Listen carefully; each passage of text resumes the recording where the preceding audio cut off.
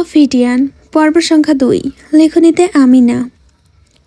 Living রুমে ঢোকার আগ মুহূর্তে বাবা আর ফুপ্পার কিছু কথা কানে এলো রুমাইশার।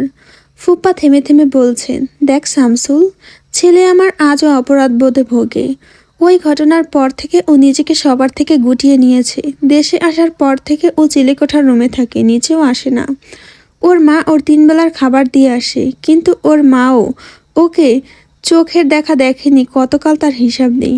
রুনিয়ার সামনেও আসে না ও। ওই ঘটনায় আমরা যতটা না অবাক হয়েছি, তার চেয়ে বেশি অবাক হয়েছে সাফওয়ান। ও পুরো ভেঙে পড়েছিল, নিজেকে ও অভিশাপ মনে করত, হয়তো এখনও করে। আমার ছেলের জীবনটা শেষ করে দিল ওই লোকটা। আমি ঘৃণা করি ওকে। বলতে বলতে হু হু করে কাঁদতে শুরু করলেন ইশতিয়াক আহমেদ। শামসুল ইশতিয়াককে সান্ত্বনা দিতে ব্যস্ত হয়ে পড়লেন। অনুতপ্ত হয়ে বললেন, দুলা ভাই, ভেঙে পড়বেন না, আমি বুঝতে পেরেছি। আমারও উচিত হয়নি আপনাদের এরকম একটা সময়ে এভাবে ছেড়ে চলে যাওয়া, কিন্তু কি করব বলুন।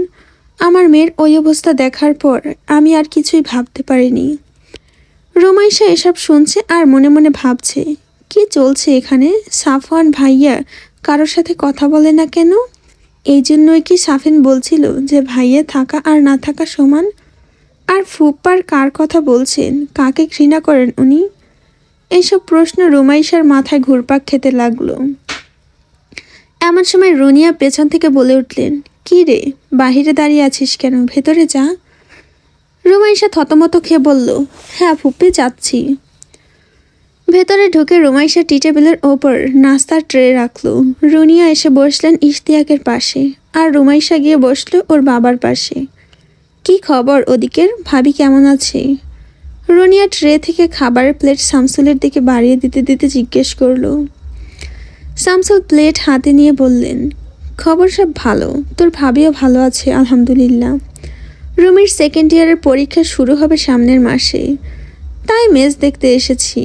রুমও বুকিং দিয়েছি। 1st ইয়ারের পরীক্ষার সময়ে বাড়ি থেকেই যেত, কিন্তু পরীক্ষা দিয়ে ফিরতে ফিরতে রাত হয়ে যেত অনেক, আর ক্লান্তির কারণে পড়তেও পারতো না। তাই ভাবছি পরীক্ষার এই 1-2 মাস মেসেই থাকুক। রুনিয়া গর্জে উঠে বললেন, সে কি?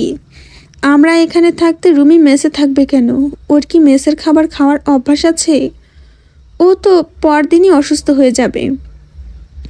শামসুল বোনের এহেন রূপ দেখে চুপসে গেল। বলল, না, ওকে যেখানে রাখবো সেখানে রান্না করে খেতে হয়। মেসের খাবার খেতে পারবে না তা জানি, এই ব্যবস্থাই করেছি। রুনিয়া ভুরু কুচকে বললেন, মানে কি? ওর পরীক্ষা, আর ও পরীক্ষার পড়া না পড়ে রান্নাবান্না করবে? তুই কি পাগল হয়ে গিয়েছিস শামসুল? শামসুল কাদের বললেন, এছাড়া আর কোনো উপায় নেই। বাড়ি থেকে যাওয়া আসা করতে গেলে অনেক সমস্যা হয়, আর আমারও সময় হয়ে ওঠে না ওকে নিয়ে আসার।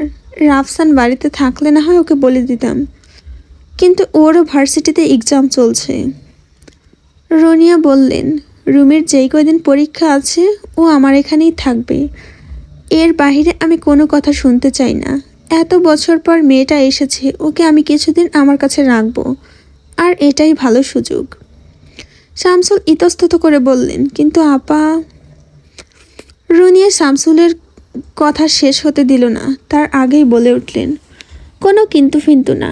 আর তুই যেটার ভয় পাচ্ছিস সেটা হওয়ার কোনো সম্ভাবনা নেই। আমার ছেলে আমার সামনেই আসে না, আর কোথায় রুমি? তুই নিশ্চিন্তে থাকতে পারিস। শামসুল বললেন, ঠিক আছে, আমি পরীক্ষার 2 দিন আগে ওকে এখানে রেখে যাব। তাহলে মেসের বুকিংয়ের টাকা ফেরত নিয়ে আসিস। রুনিয়া জিজ্ঞেস করলেন, পরীক্ষা কবে থেকে? প্রতি উত্তরে রুমাইশা বলল, 2 তারিখ থেকে ফুপ্পি। 2 তারিখ? তাহলে তো আর 9 দিন আছে। রুনিয়া শামসুলকে বললেন, কোনো দরকার নেই রুমি এখন বাড়িতে যাওয়ার, আর তো 9 দিন আছে। এই কয়দিন ও নিজেকে এখানে কমফোর্টেবল করে নিক। তুই কাল ওর বই খাতা আর কিছু জামা কাপড় এনে দিয়ে যাস। শামসুল রুনিয়ার কথার বিরোধিতা করে বললেন, না আপা, তা হয় না। আর রুমির মাও এই ব্যাপারে জানে না, ও রাগ করবে ভীষণ।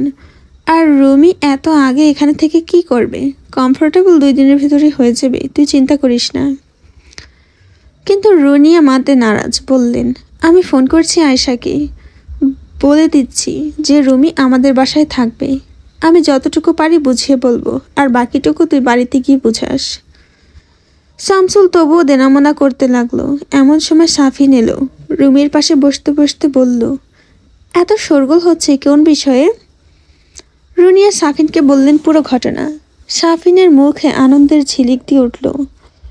ও রুমাইশার পাশে উঠে গিয়ে শামসুলের পাশে বসলো। এবার বসে শামসুলের হাত ধরে বলল, মামা রাজি হয়ে যাও প্লিজ। মামিকে রাজি করানোর দায়িত্ব আমার আর মায়ের, আর তুমি রাজি হলে মামিও রাজি। রাজি হয়ে যাও মামা, প্লিজ প্লিজ। এবার ইশতিয়াক আহমেদও এই কাজে অংশ নিলেন। তিনজনে মিলেই শামসুলকে রাজি হওয়ার জন্য পিড়াপিড়ি করতে লাগলেন। এমন সময় শামসুল বললেন, আচ্ছা রুমি যা বলবে তাই হবে। রুমি মা, তুই কি চাস বল? তুই থাকতে চাইলে থাকবি, যেতে চাইলে চলে যাবি, তোর কথাই শেষ কথা। রুমির দিকে সবাই তাকিয়ে রইল উত্তরের আশায়। সবার অগোচরে সাফিন রুমিকে চোখ টিপ মেরে ইশারা করলো থেকে যাওয়ার জন্য। রুমি মুখে কিছু বলল না, উঠে গিয়ে ফুপির পাশে বসে পড়ল।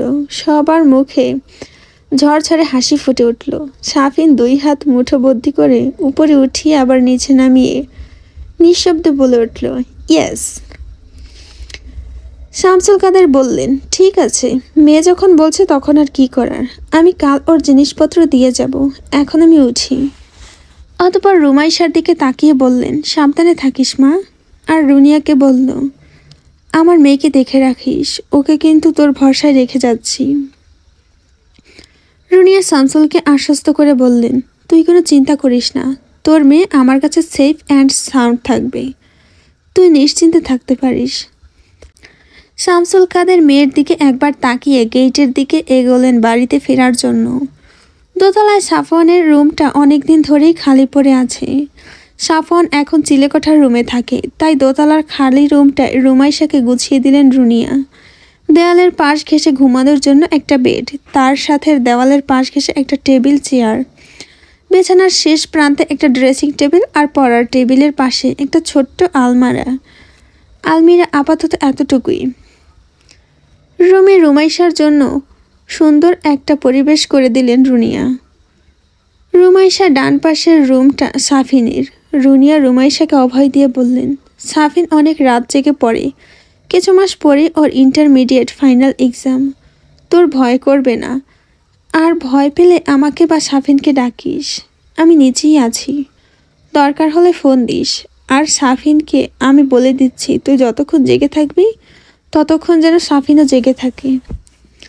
রুমাইশা মাথা নাড়িয়ে বলল, আচ্ছা ফুপি, আমার ভয় করবে না, আর করলেও তোমাকে জানাবো, আর অ্যাটাচ ওয়াশরুম তো আছেই, আমার সমস্যা হবে না। রুমাইশাকে ঘুমোতে বলে রুনিয়া চলে গেলেন নিজের রুমে। সারাদিন অনেক ধকল গিয়েছে রুমাইশার উপর দিয়ে, তাছাড়া বই খাতাও তো কিছু নেই, তাই উপায় না পেয়ে রুমাইশা ঘুমানোরই সিদ্ধান্ত নিল। সাফিনের ফোন এলো এমন সময়। ফোনের ওপাশ থেকে সাফিন বলল, ভয় পেলে আমাকে কল দিও আপু। রুমাইশা বলল, সমস্যা নেই সাফিন, আমি ভয় পাবো না, আমি এখনই ঘুমিয়ে যাব ভাবছি, তাই ভয় পাওয়ার আর কোনো অবকাশ থাকবে না। ঠিক আছে আপু, তুমি তাহলে ঘুমাও, আমি আর কিছুক্ষণ পরে তারপর ঘুমাবো। আচ্ছা বলে ফোন রেখে দিল রুমাইশা। তারপর বিছানা ঠিক করে শুয়ে পড়ল। সারাদিনের ঘটে যাওয়া ঘটনাগুলো মনে করতে করতে একসময় ঘুমিয়ে গেল ও। হঠাৎ ভারী কিছু মাটিতে পড়ার শব্দে ঘুম ভেঙে গেল রুমাইশার।